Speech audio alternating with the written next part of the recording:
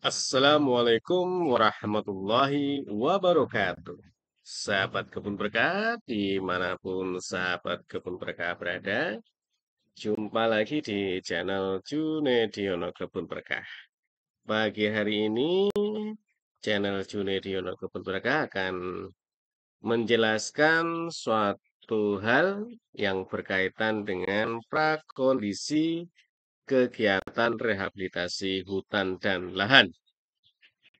Alhamdulillah banyak kawan-kawan yang bertanya terkait hal ini kepada channel Junediono Kebun Berkah dan mudah-mudahan pagi hari ini kita akan mencoba menjelaskan walaupun secara singkat ya karena ini dalam posisi mau berjalan ke Sukabumi. Namun sebelum saya menjelaskan prakondisi pelaksanaan kegiatan rehabilitasi hutan dan lahan, akan lebih baiknya kita mengenal dulu channel Junediono Kebun Berkah. Walaupun dalam setiap kesempatan kami menjelaskannya, namun siapa tahu ada sahabat kebun berkah yang belum mengetahui channel Junediono Kebun Berkah itu apa. Jadi channel Junediono Kebun Berkah merupakan channel resmi kebun berkah di mana di channel ini akan menginformasikan keterkaitan dengan pertanian, kehutanan, perkebunan, wisata, terutama wisata alam, sukarobot, kegiatan, dan produk-produk yang dihasilkan oleh petani-petani, terutama yang sudah bergabung di dalam kebun berkah. Ayo kita bantu petani-petani kecil kita untuk bisa mandiri, untuk bisa memiliki jejaring pemasaran, jejaring penyebaran teknologi, dan sebagainya, sehingga petani-petani kita akan lebih berdaya. Baik, sahabat kebun berkah yang berbahagia, kita masuk pada materi prakondisi kegiatan rehabilitasi hutan dan lahan. Prakondisi yang dilaksanakan untuk mempersiapkan kegiatan rehabilitasi hutan dan lahan yang akan saya singkat dengan RHL, memiliki tujuan agar kegiatan RHL bisa berjalan dengan baik dan benar, dan tentunya akan bisa berjalan dengan baik dan benar apabila didukung oleh semua lapisan, mulai dari lapisan pembuat kebijakan, lapisan pelaksana, terutama BPDAS, dan tentunya masyarakat. Masyarakat ini bisa jadi adalah masyarakat agama, masyarakat adat, maupun masyarakat-masyarakat atau komunitas-komunitas yang bergerak, terutama yang ada hubungannya dengan kegiatan rehabilitasi hutan dan lahan. Sesuai dengan Peraturan Menteri Lingkungan Hidup dan Kehutanan Nomor 23 Tahun 2021 tentang penyelenggaraan kegiatan rehabilitasi hutan dan lahan, maka kegiatan prakondisi ini meliputi yang pertama adalah persiapan prakondisi. Di dalam persiapan prakondisi ini ada beberapa hal yang perlu dilaksanakan. Yang pertama adalah pembentukan tim, ya. Pembentukan tim ini harus dikerjakan sebelum adanya kegiatan prakondisi. Ya, jadi kita siap-siap dulu dengan membentuk tim. Dalam pembentukan tim ini dilakukan melalui seleksi latar belakang keahlian yang berkaitan dengan bidang tertentu yang dibutuhkan di dalam prakondisi tadi. Misalnya adalah ada orang yang menguasai bidang sosial, ada orang yang menguasai bidang pemberdayaan, ada orang yang menguasai bidang ekonomi, ada orang yang menguasai teknik kehutanannya sendiri, terutama rehabilitasi hutannya sendiri. Jadi, alangkah baiknya tim tadi, tim yang akan melakukan prakondisi kegiatan RHL merupakan tim-tim yang multi keahlian. Sehingga mereka akan melakukan pendekatan-pendekatan kepada masyarakat, tentunya dengan bidang ilmunya masing-masing. Yang kedua adalah koordinasi dan konsolidasi, ya. Sebelum melakukan prakondisi, tentunya kita juga harus melakukan konsolidasi, baik internal maupun eksternal, serta koordinasi, agar apa yang akan kita kerjakan di dalam prakondisi nanti bisa sesuai dengan arah yang tentunya arah tersebut memang mendukung tujuan dari kegiatan RHL yang akan dilaksanakan. Kegiatan yang ketiga adalah pengumpulan data, ya. Di dalam persiapan prakondisi, langkah pengumpulan data ini dapat dilakukan melalui pengumpulan data primer maupun pengumpulan data melalui metode sekunder. Untuk data primer bisa sahabat kebun berkala dapatkan melalui teknik-teknik wawancara seperti yang sudah kita ketahui.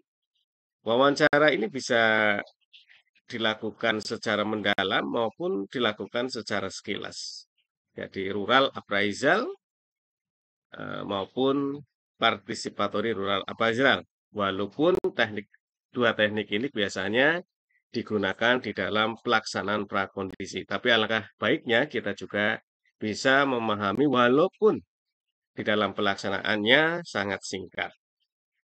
Wawancara ini bisa dilakukan kepada kawan-kawan yang memiliki kunci di dalam keberhasilan prakondisi tadi.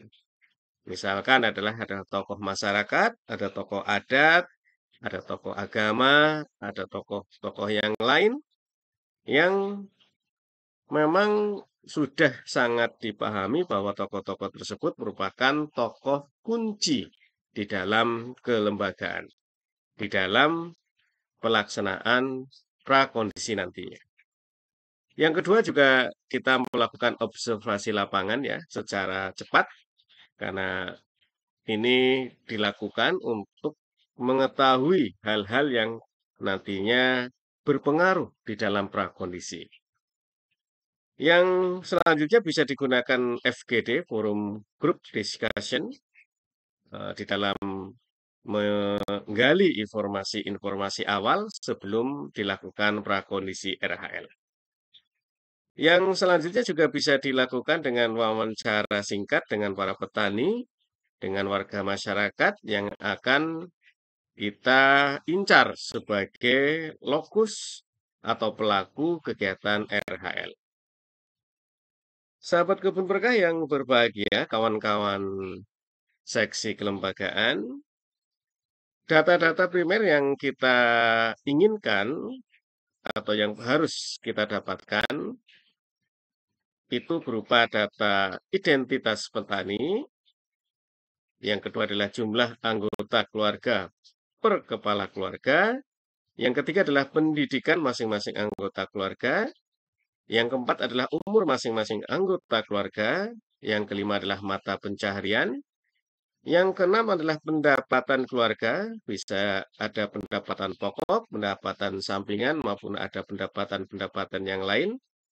Yang ketujuh adalah luas kepemilikan lahan dan status pemilikan lahannya. Yang kedelapan adalah hasil usaha taninya. Yang ke-10 pengeluaran keluarga dan yang ke-10 yang 9 maksudnya adalah pengeluaran keluarga dan yang ke-10 adalah pendapatan petani dan adanya tingkat adopsi terkait dengan teknologi-teknologi RHL. Jadi kita sedikit banyak di dalam penggalian data primer tadi sudah berbicara, sudah mengidentifikasikan apakah mereka kenal dengan RHL ataukah belum, ataukah seperti apa di dalam melakukan kegiatan-kegiatan yang bersifat kehutanan. Sahabat kebun berkah yang berbahagia, luas kepemilikan lahan nanti kita bisa beda-bedakan seperti sawah, lahan kering berupa tegalan atau pekarangan atau kebun, dan pola usaha tani serta produksinya.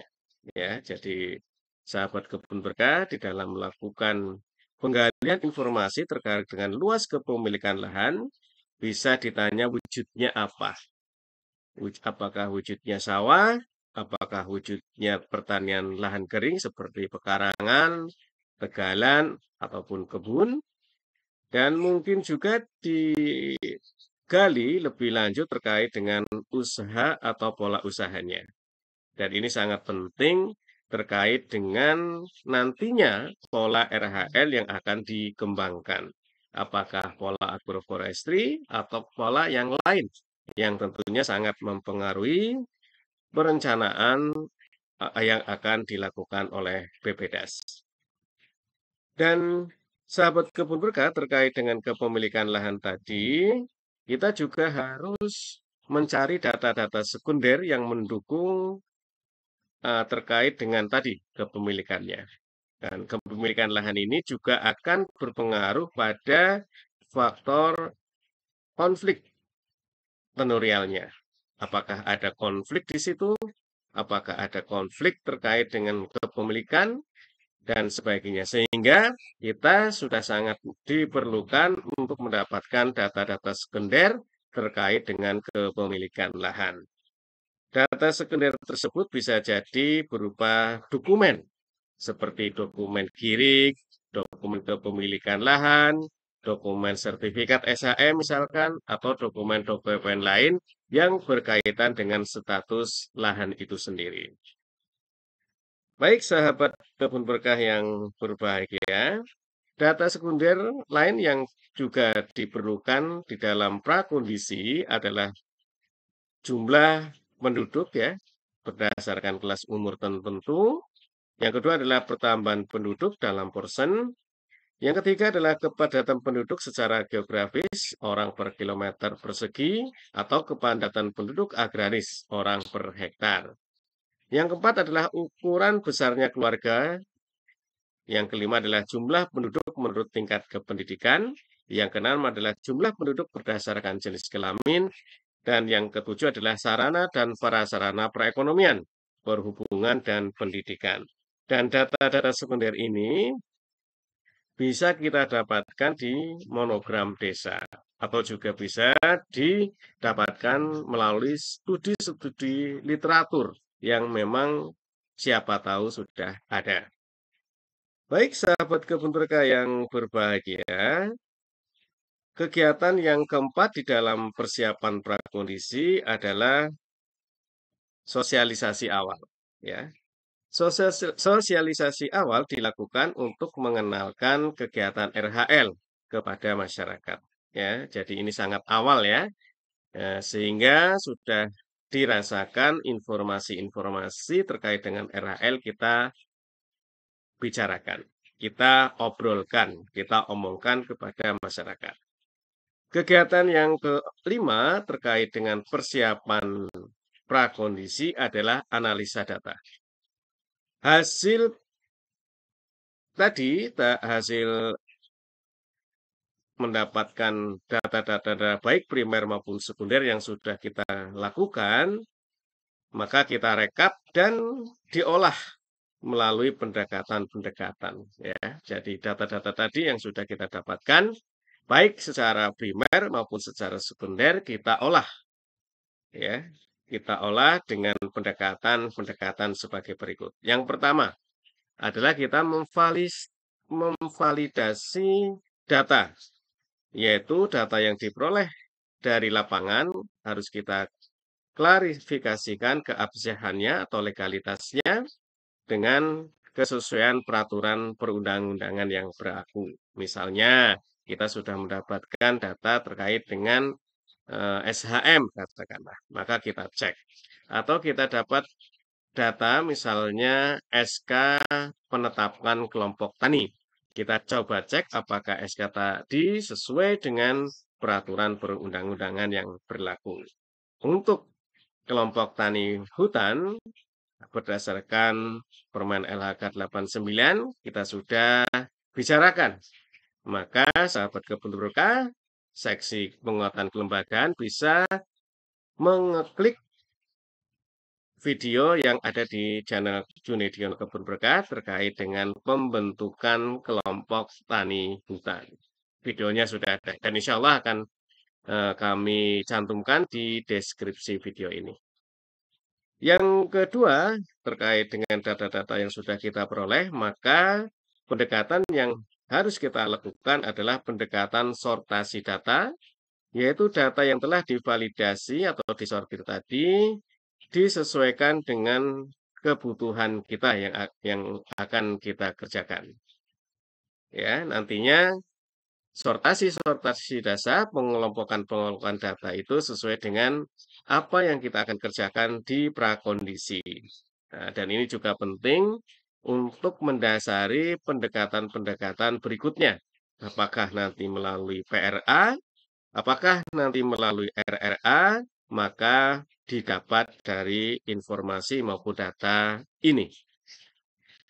Pendekatan yang ketiga adalah klasifikasi data, yaitu pengelompokan data yang telah disortir sesuai dengan kebutuhan informasi atau fokus kegiatan dalam kerangka penyusunan rencana prakondisi, ya, terutama di kelola sosial di dalam kegiatan penanaman RHL.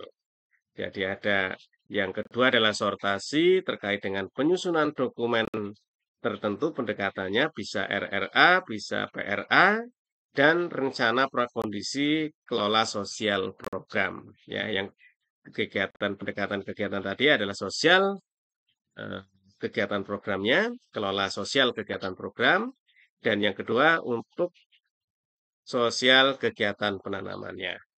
Ya.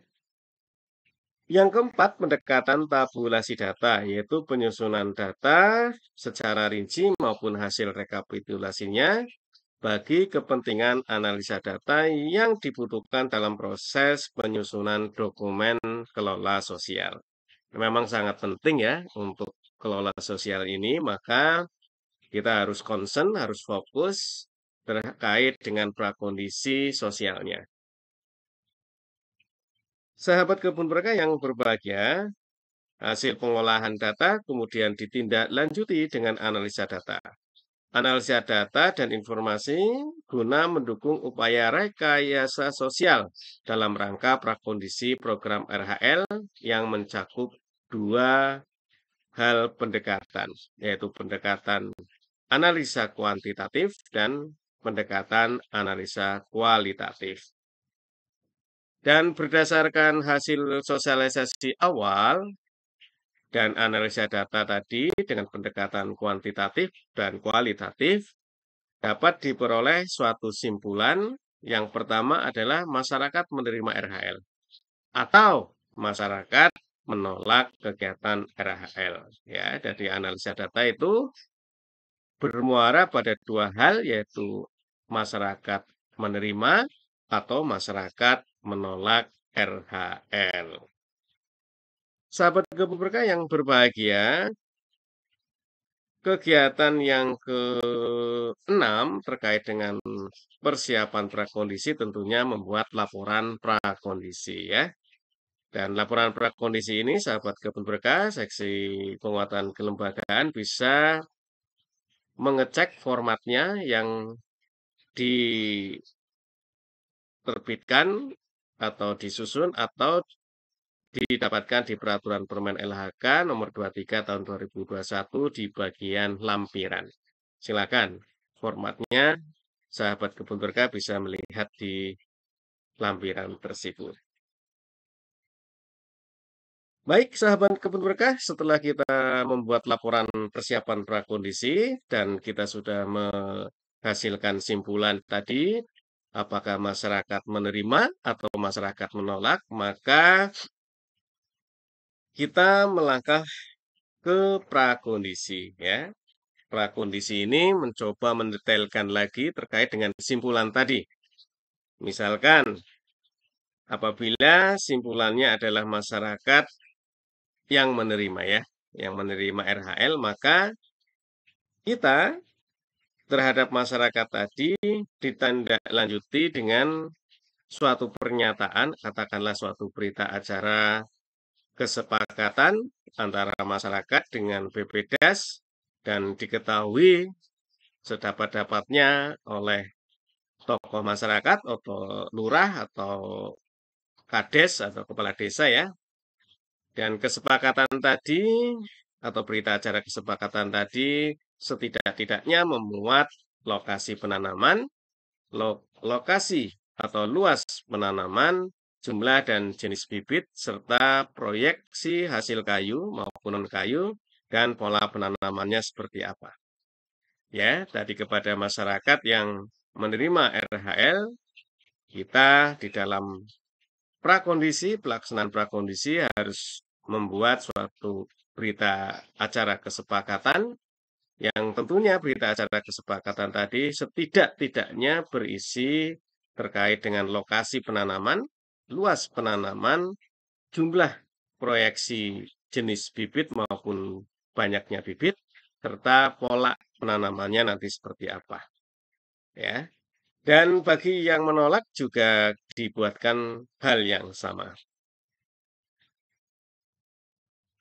Dan berdasarkan kesepakatan tadi, dapat diteruskan dengan pembentukan dan pengembangan kelembagaan. Ya, pembentukan ini berlaku apabila memang belum ada kelompok tani hutannya di situ, dan pengembangan ini berarti sudah ada kelembagaan di situ.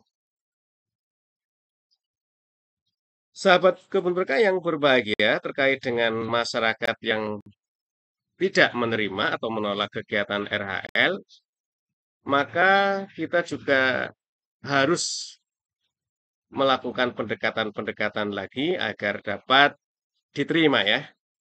Pendekatan tadi bisa jadi berupa sosialisasi lanjutan di dalam prakondisi, atau juga bisa dengan FGD, atau dalam bentuk pertemuan intensif lainnya dengan masyarakat. Jadi pendekatannya harus lebih sering ya, harus lebih sering, sehingga nantinya terhadap masyarakat-masyarakat yang menolak, kita sudah mengerti alasannya, dan mudah-mudahan bisa kita dekati dan kita ajak masyarakat untuk mendukung kegiatan RHL. Ya, jadi intinya seperti itu ya, sahabat kebun berkah. Kegiatan prakondisi dalam melakukan kegiatan rehabilitasi hutan lahan itu dibagi menjadi dua ya, prakondisinya, persiapan prakondisi dan pelaksanaan prakondisi. Dan ini memang memerlukan waktu terkait agar masyarakat mendukung kegiatan rehabilitasi hutan.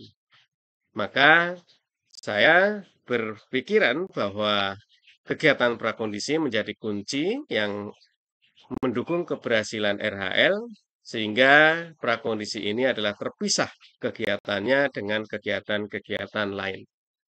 Sehingga fokus sahabat kebun berkah, kepala seksi kelembagaan, seksi dan stafnya bisa fokus terkait melakukan prakondisi tadi. Dan mudah-mudahan waktunya juga harus terlebih dahulu dibanding dengan rancangan kegiatan. Ya, karena rancangan kegiatan disusun T-1, maka tentunya prakondisi ini diharapkan atau diusulkan sebelum menyusun rancangan kegiatan. Sehingga ketika menyusun rancangan kegiatan itu adalah sudah pasti. Sudah pasti dan sudah dilakukan pendekatan-pendekatan yang intensif terkait kepada masyarakat ya, baik masyarakat yang menerima kegiatan RHL maupun masyarakat yang menolak kegiatan RHL ya. Dan mudah-mudahan sahabat kebun berkah, teman-teman saya, kawan-kawan saya yang memang memiliki semangat di dalam pemberdayaan masyarakat, terus berjuang walaupun memang langkah itu tidaklah gampang. Terima kasih. Akhir kata, Assalamualaikum warahmatullahi wabarakatuh. Dan semangat!